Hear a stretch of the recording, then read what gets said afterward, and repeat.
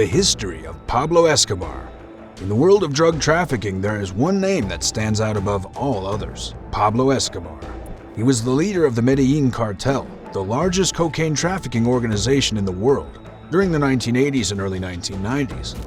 Escobar's reign was marked by ruthless violence, corruption, and immense wealth. But how did he rise to power, and what ultimately led to his downfall? In this video, we'll delve into the fascinating and complex history of one of the most notorious criminals of all time.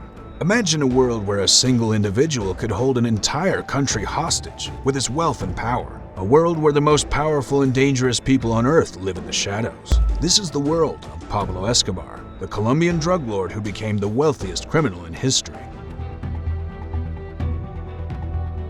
Pablo Escobar was born on December 1, 1949, in Rionegro, a small town in the Antioquia region of Colombia. He grew up in a middle-class family, and his father was a farmer and his mother was a schoolteacher.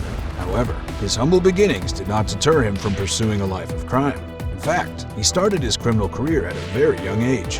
As a teenager, he began stealing tombstones and reselling them to local smugglers. He later moved on to stealing cars and eventually began trafficking marijuana.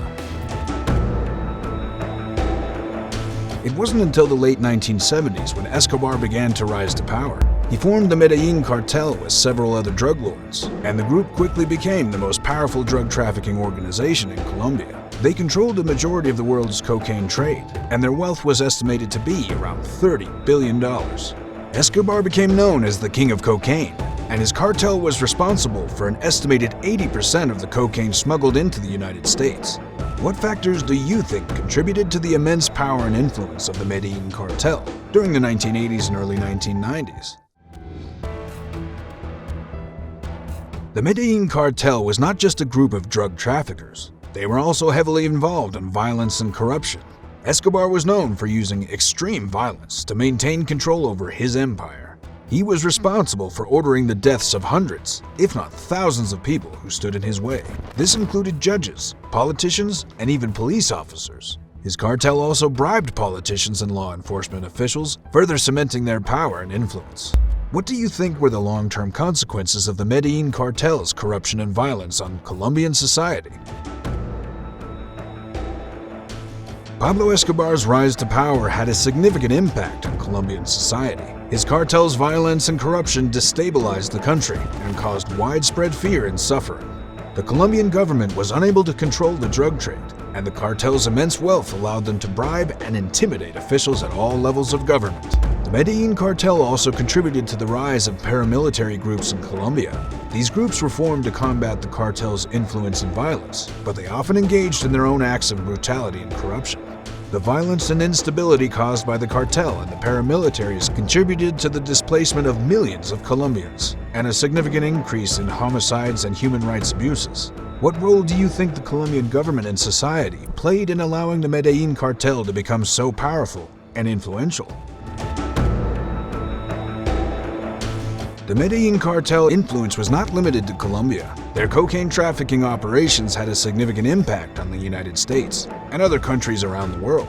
The cartel was responsible for flooding the U.S. market with cheap and highly addictive cocaine, fueling a drug epidemic that ravaged communities across the country.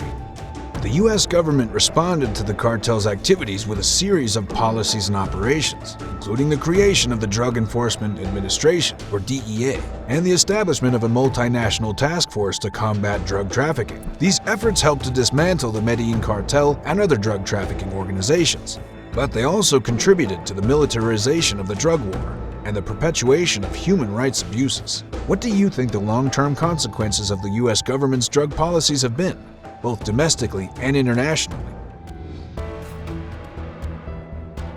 Pablo Escobar's legacy is one that continues to be debated and studied. Some view him as a Robin Hood figure who provided for the poor and challenged the established power structures in Colombia. Others see him as a ruthless criminal who was responsible for untold violence and suffering. Regardless of one's opinions of Escobar, it is clear that his influence on Colombian society and the international drug trade is still felt today. The violence and instability caused by his cartel, and others like it, continue to impact communities across the globe, and the legacy of the drug war continues to shape government policies and global attitudes towards drug use and addiction. What lessons can be learned from the rise and fall of Pablo Escobar and the Medellín Cartel? The history of Pablo Escobar and the Medellín Cartel is a complex and fascinating story that has had a significant impact on Colombian society, the international drug trade, and global politics. Escobar's rise to power and his subsequent downfall are a cautionary tale about the dangers of unchecked power and corruption. While his legacy continues to be debated, it is clear that the lessons learned from his life and times are still relevant today. We must continue to work towards a more just and equitable world, free from the violence and suffering caused by drug trafficking and other forms of criminal activity.